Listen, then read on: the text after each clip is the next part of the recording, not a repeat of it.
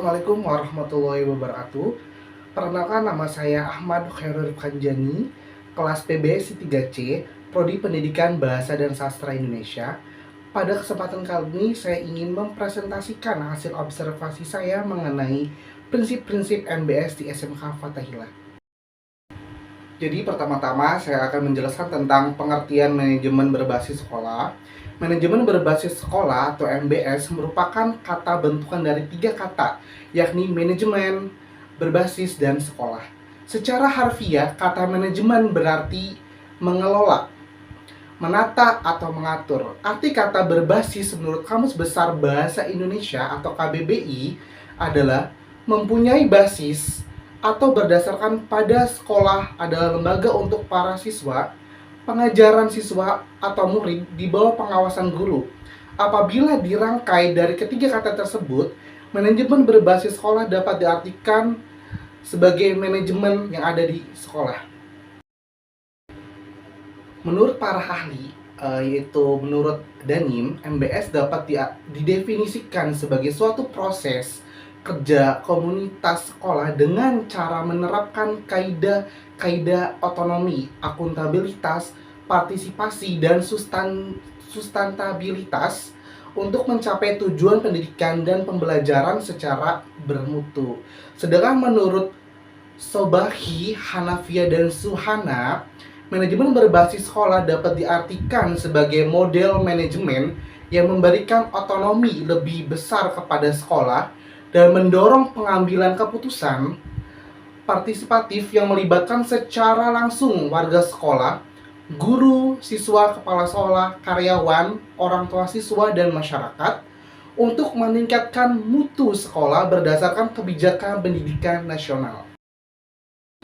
Prinsip-prinsip manajemen berbasis sekolah itu ada 4. Yang pertama tuh prinsip ekuifinalitas, yang kedua prinsip desentralisasi, yang ketiga itu prinsip sistem pengelolaan mandiri, dan yang keempat itu prinsip inisiatif manusia.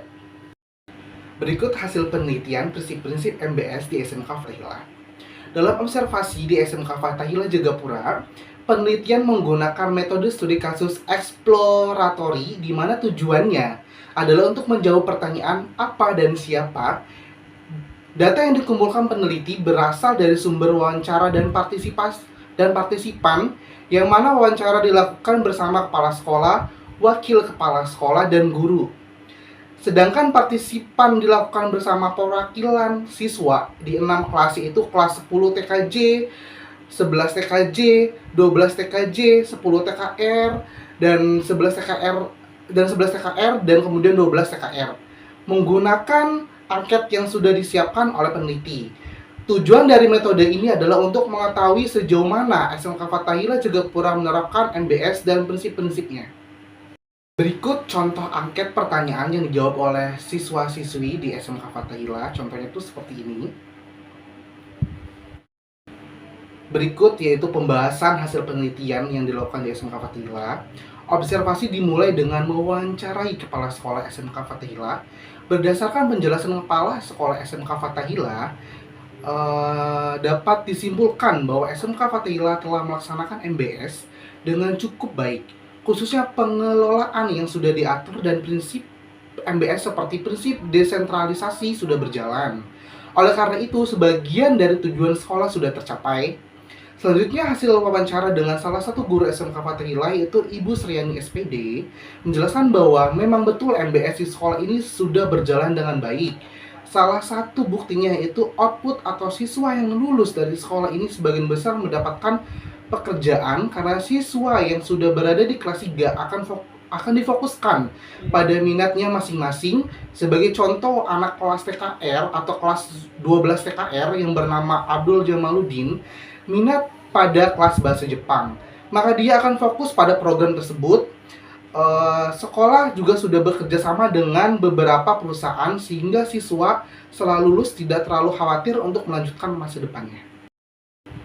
Sebagai bahan pertimbangan mengenai penerapan MBS pada sekolah SMK Fathahillah, saya mewawancarai wakil kepala sekolah, yaitu Bapak Khotibul Umam SPDI, yang bertugas sebagai kurikulum. Berikut penjelasan darinya. SMK Fathahillah Dalam penerapan MBS tentu sudah berjalan namun belum sempurna karena masih terdapat beberapa kekurangan seperti siswa yang masih banyak melanggar aturan. Hal ini mencerminkan bahwa sebagian warga sekolah belum memahami pentingnya penerapan MBS dengan baik. Kemudian terdapat sarana prasarana yang belum lengkap seperti pada jurusan TKJ atau Teknik Komputer Jaringan. Komputer dan alat lainnya tergolong sarana yang harus diganti karena sudah usang, termakan usia. Pada jurusan ini belum mendapatkan penanganan khusus. Hal ini sudah ditindaklanjut oleh kepala sekolah, hanya saja belum terrealisasi karena membutuhkan proses yang panjang. Pembenahan MBS ini juga harus didukung oleh warga sekolah, seperti siswa harus menjalankan kewajibannya. Dengan hal ini, implementasi MBS khususnya pada prinsip sistem pengelolaan diri pada siswa akan meningkat sehingga dapat mencapai tujuan sekolah dengan baik. Berdasarkan hasil observasi dan wawancara serta analisis data yang dilakukan oleh saya, maka dapat disimpulkan bahwa manajemen berbasis sekolah pada SMK Fathahillah sudah berjalan cukup baik, khususnya prinsip-prinsip MBS seperti transparansi, kemandirian, kerjasama, partisipasi, fleksibilitas, mutu, dan akuntabilitas. Hal ini dikarenakan sebagian besar stakeholder mendukung tujuan sekolah. Bentuk dukungan tersebut diantaranya siswa menjalankan aturan sekolah dengan baik, guru menjalankan tugasnya masing-masing, serta peran kepala sekolah sebagai pemimpin sudah melaksanakan tugasnya dengan baik. Sekian presentasi observasi yang dilakukan oleh saya. Kurang lebihnya mohon maaf. Wassalamualaikum warahmatullahi wabarakatuh.